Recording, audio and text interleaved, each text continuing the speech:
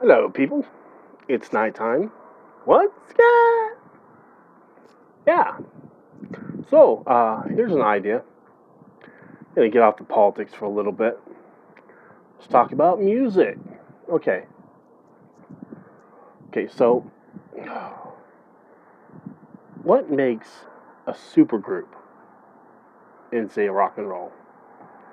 What is a true supergroup? I'm not talking about what is popular.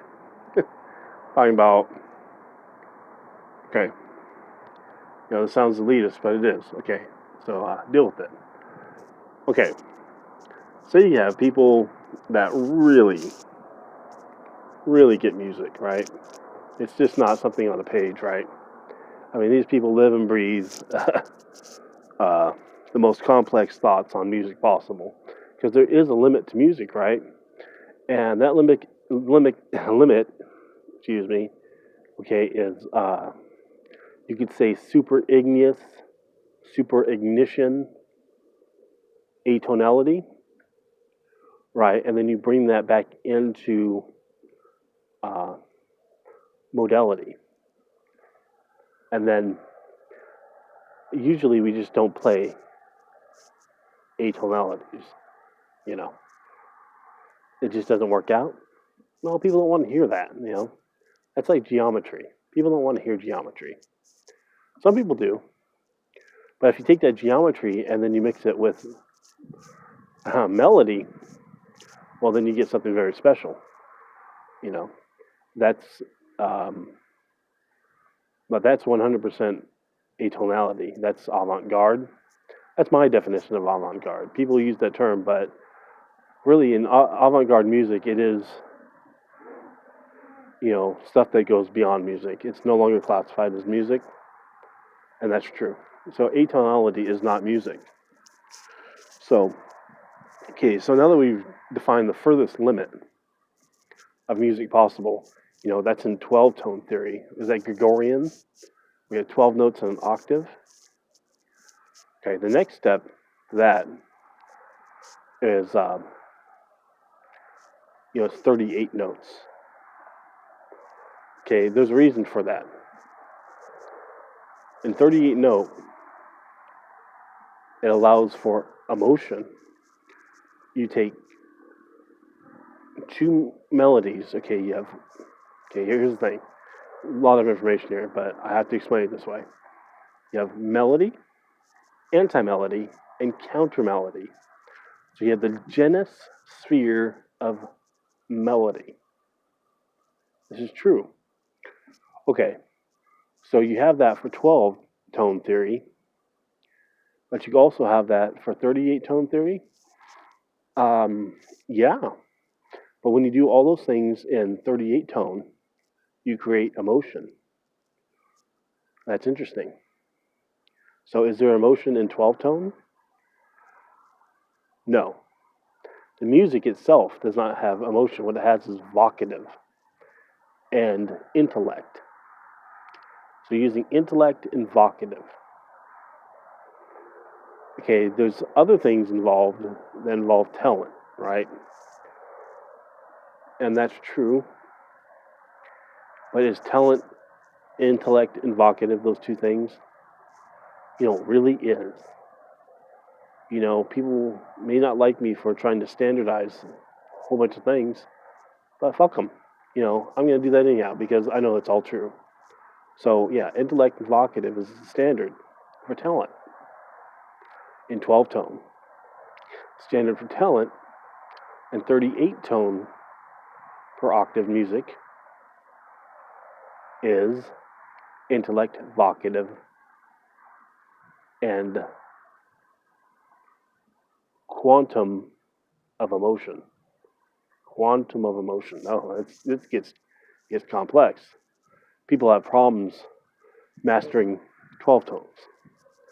Imagine the problems with 38 tones. Going, Egyptian, 25, right? So double minor, it's like 28, I figure, minimum. Okay, and then you have and you max that out to 38 tone.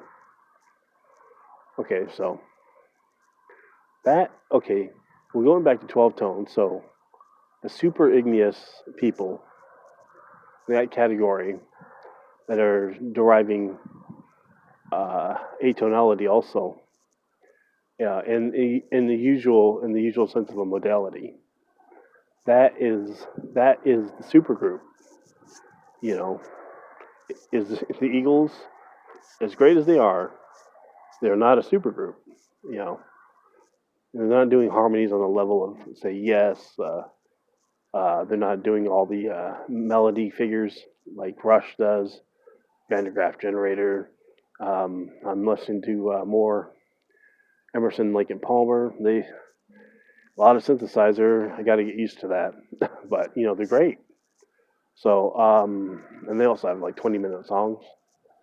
I haven't listened to Tarkus yet. I just avoided him because I was just put off by him. But I'm gonna listen to him honestly. Um, Dream Theater. It's metal, so it's limited. There is there is super igneous there. I've heard of atonality later in their stuff, not in their earlier stuff as much. Oh, maybe somewhat here and there in modes, and that's great. Images and words, Dream Theater. So you know, elitism is a dirty word, but in life, how do you avoid that? You have the people that are extreme intellectuals that just, you know, you just suck up information like a sponge and put it all in order and then are able to explain it. Well, those are elite people. How can we deny that? You know, same with musicians, they just grasp every bit of music and create music to the final thought. Those are the musical elite. Find them in jazz, we find them in fusion, prog art rock. I do use art in there because it is prog art rock, progressive art rock. Um, you know, uh, Pink Floyd, more like art rock without so much of a progressive side to it. So, I really have to include them. I'm missing other bands too. So, uh, that's fine. Uh,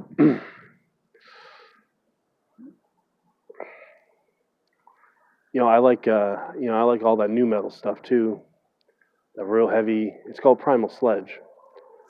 Is the proper definition for that, and that includes also like Cannibal Corpse, Deicide, all that super heavy stuff, just all on the B spectrum of man.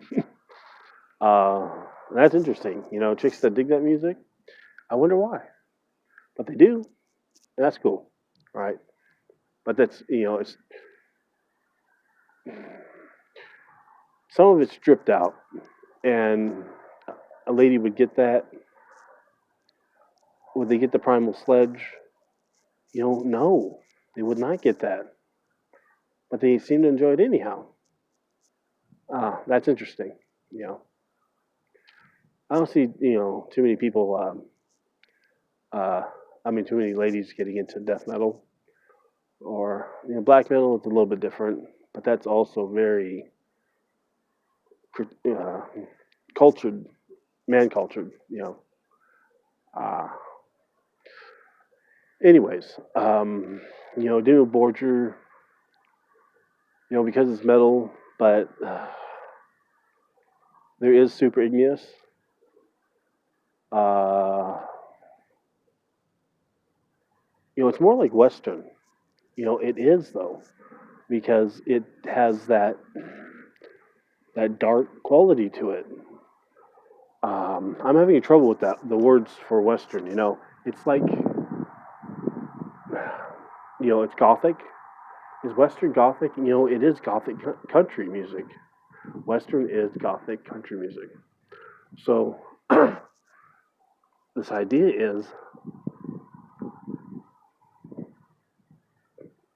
that music, even though it's black metal, is going to have parts in it that sound like that sparse, um, stoic sound in the guitar and even some of the vocals, and the harmonies where they're putting in harmonies, again,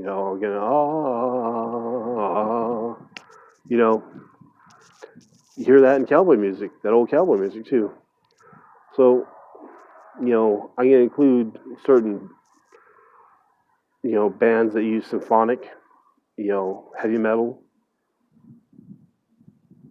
as the part of this, that part of that super group. Yeah, the super igneous. Yeah, you know, I really wish these metal bands would get into strict atonality. Like half steps. And resolving to chord tones and not relying on any kind of scale. That would be that would be way out there. And then that Hungarian minor idea, and then what they call blank minors. I'm not sure. I can't remember the name of that. That's where you take the major and then you pick out its. I do this on guitar, but I don't remember how exactly the words for that. And you convert it to a minor. So this is my intellectual discussion. Listen to it if you want, but I don't think you can discard it because I think this is all true. Right. So next time we're going to discuss is there a way to actually rate music correctly, true, exact?